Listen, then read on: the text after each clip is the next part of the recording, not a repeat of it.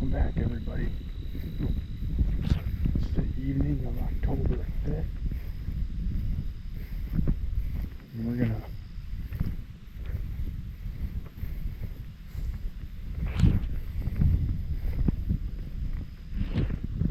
be really quiet right here because the deer are bedded usually right off the edge of this plot.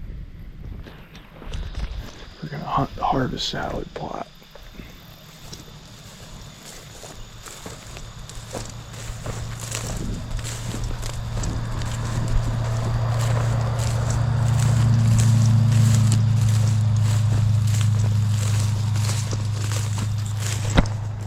There's been quite a few deer out in here every night.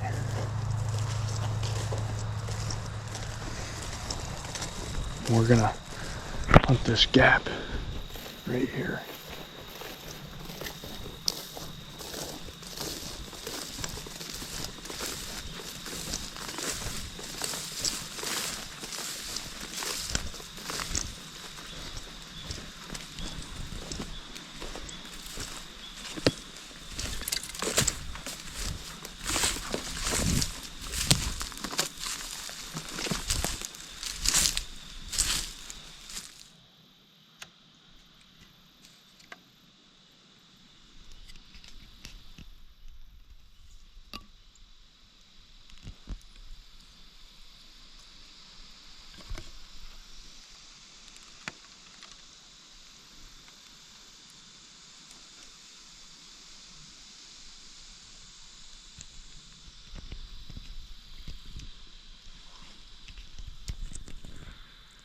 Well, I made it up into the stand and I'm overlooking this fence opening right here.